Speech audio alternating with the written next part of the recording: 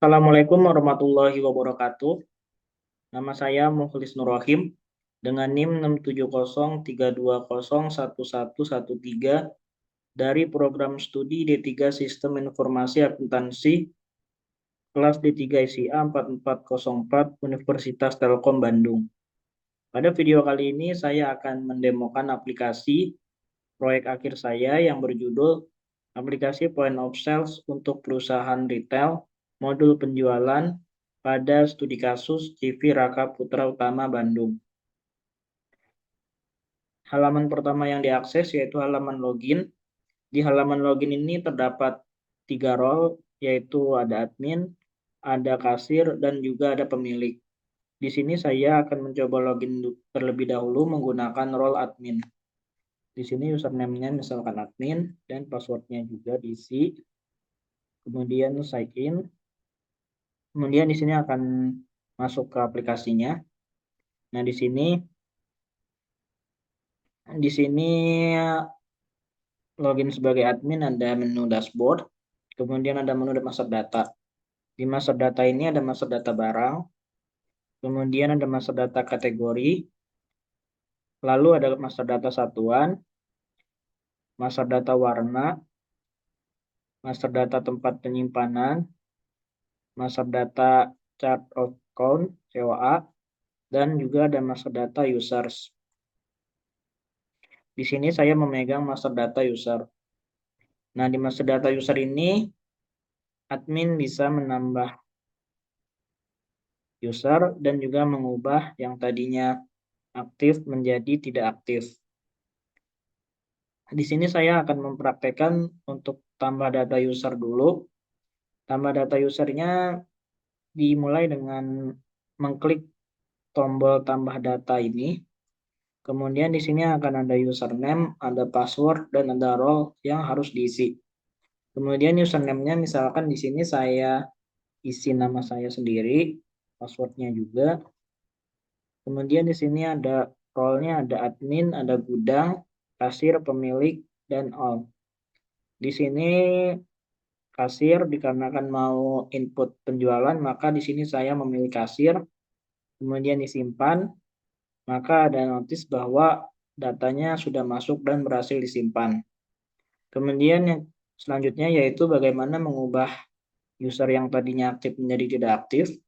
Dan di sini caranya yaitu mengklik tombol pensil di sini yang ada di sebelah kiri.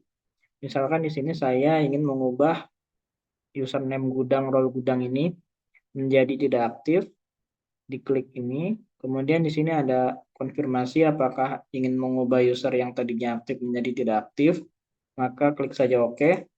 Maka di sini akan menampilkan notifikasi status berhasil diubah. Kemudian setelah melakukan tambah user, yang dilakukan oleh admin, logout terlebih dahulu dikarenakan mau input transaksi penjualan. Input transaksi penjualan ini hanya bisa dilakukan oleh kasir. Di sini username-nya misalkan saya masukkan Mukhlis, passwordnya juga saya isi, dan kemudian sign in. Nah, di sini akan menampilkan halaman kasir. Tampilan kasir. Di sini ada menu dashboard dan ada juga menu transaksinya yaitu hanya penjualan. Di menu penjualan ini ada dua, yaitu input kasir dan ada data penjualan. Input kasir ini untuk menginput penjualan dan data penjualan ini merupakan hasil dari inputan penjualan yang telah dilakukan. Dikarenakan mau menginput penjualan terlebih dahulu, maka di sini saya memilih input kasir terlebih dahulu. Nah, di sini ada beberapa kolom, di sini ada faktur. Nah, faktur ini diawali dengan huruf J. J ini jual, kemudian ada 15, yang berarti 15 ini tanggal hari ini, yaitu tanggal 15. Kemudian ada 08, yaitu bulan sekarang, yaitu bulan Agustus atau 08. Kemudian tahun 23, tahun sekarang, yaitu tahun 2023. Kemudian 001 ini merupakan ID transaksi penjualan. Kemudian di sini ada tanggal hari ini yaitu tanggal 15 Agustus 2023. Kemudian di sini pelanggannya strip. Karena pelanggannya bersifat umum, maka di sini saya memberi tambahkan tanda strip. Kemudian ada kode barcode, nama barang, jumlah, dan total bayar yang harus nanti dibayar. Di sini ada dua cara, yaitu dengan scan barcode dan juga dengan menggunakan keyword enter. Di sini saya menggunakan cara yang kedua, yaitu menggunakan keyword enter. Di sini klik saja enter. Kemudian ada data barang yang tersedia di sini.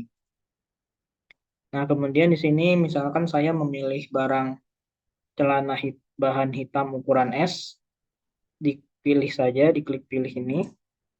Kemudian di sini jika sudah dipilih dan jika sudah diklik pilih, maka langsung masuk ke list penjualan yang terdapat nomor, kode, barang, warna, ukuran, jumlah, harga jual, diskon barang, dan subtotal. Jika ingin menambahkan diskon barang, maka caranya yaitu diklik saja yang ini tombol pensilnya. Kemudian di sini ada ubah diskon barang. Misalkan di sini diskon barangnya yaitu 30.000. Kemudian klik update, maka nanti otomatis akan berubah.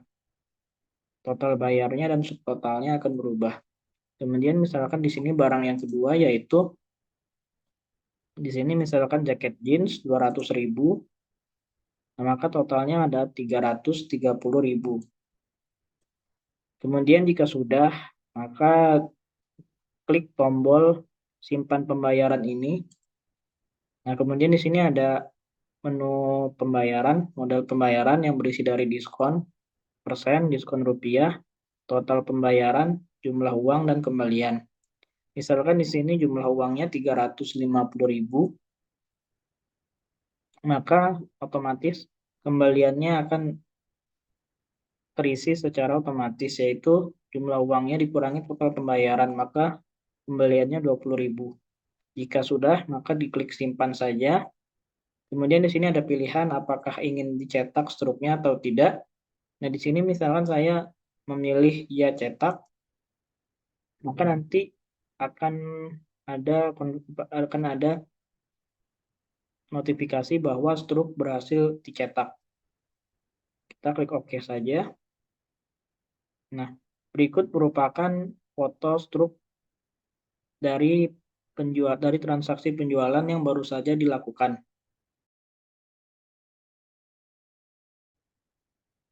Nah, setelah itu transaksi penjualan yang baru saja diinput, maka otomatis akan masuk ke data penjualan. Nah, di data penjualan ini akan otomatis masuk. Nah, ini dari transaksi yang baru saja dilakukan, tanggal 15 Agustus 2023. Di sini ada fakturnya. Nah, di sini ketika diklik, maka akan menampilkan detail penjualan yang baru saja dilakukan. Tadi celana bahan hitam ukuran S, dan jaket jeans navy ukuran XL. Nah, setelah itu, dari transaksi penjualan yang telah dilakukan tadi akan masuk juga ke laporan penjualan, ke jurnal umum, buku besar, neraca saldo, dan laporan laba rugi. Nah, dikarenakan laporan tersebut hanya bisa dilihat oleh pemilik, maka terlebih dahulu logout dan login sebagai pemilik. Di sini username-nya pemilik, kemudian password-nya pemilik, kemudian sign in. Nah, di sini pemilik hanya bisa melihat laporan saja. Di sini ada menu dashboard dan ada menu laporan. Nah, di sini laporannya yaitu yang tadi yaitu laporan penjualan. Nah, laporan penjualan sudah otomatis masuk yang baru saja dilakukan. Nah, di sini bisa difilter berdasarkan tanggal awal dan tanggal akhir. Misalkan di sini saya hanya ingin periodenya yaitu bulan Agustus. Maka di sini bisa bulannya masukkan saja 8, tanggalnya tanggal 1, tahunnya 2023, dan tanggal hari ini yaitu tanggal 15, 2023.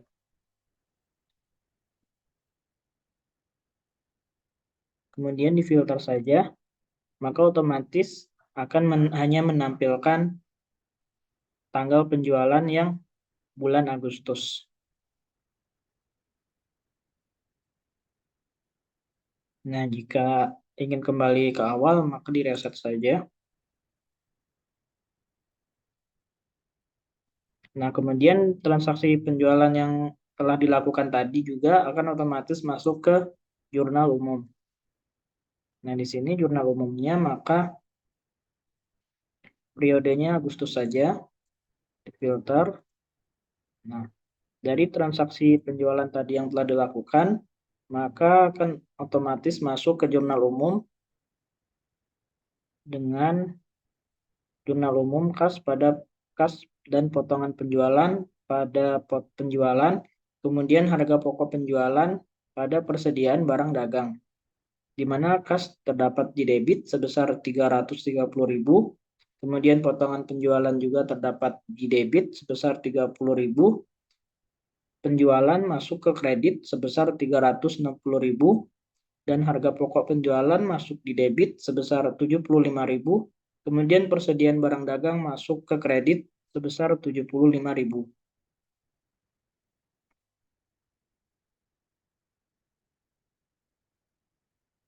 Kemudian otomatis juga penjual dari transaksi penjualan yang baru saja dilakukan tadi akan masuk juga ke buku besar. Nah, buku besarnya di sini misalkan penjualan bulan Agustus 2023 akan masuk juga ke penjualan sebesar 360.000 di kredit. Kemudian tadi kas juga akan otomatis masuk ke buku besar sebesar 330.000. Potongan penjualan juga akan masuk ke debit sebesar 30.000. Kemudian tadi harga pokok penjualan juga akan otomatis masuk sebesar 75.000, dan juga tadi persediaan barang dagang juga akan masuk ke kredit sebesar 75.000. Nah, kemudian dari transaksi penjualan yang tadi dilakukan juga akan otomatis masuk ke neraca saldo. Nah, di neraca saldo ini pilih saja periodenya, periode tahun sekarang, yaitu periode tahun 2023, kemudian klik filter, maka akan menampilkan neraca saldo pada CV Raka Putra Utama tahun 2023.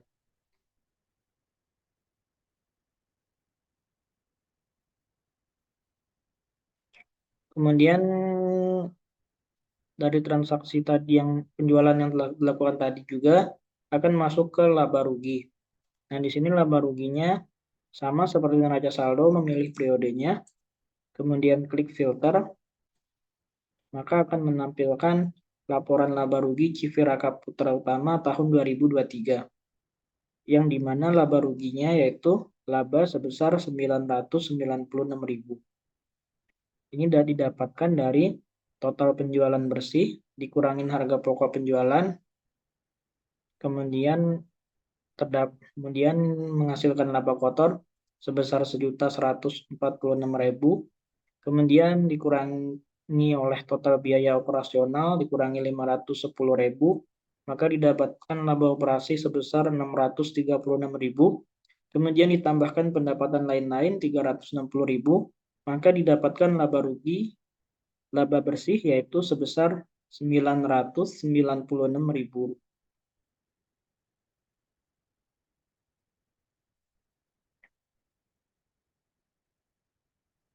Sekian video yang dapat saya sampaikan. Apabila terdapat kekurangan dan kesalahan, mohon dimaafkan. Wassalamualaikum warahmatullahi wabarakatuh.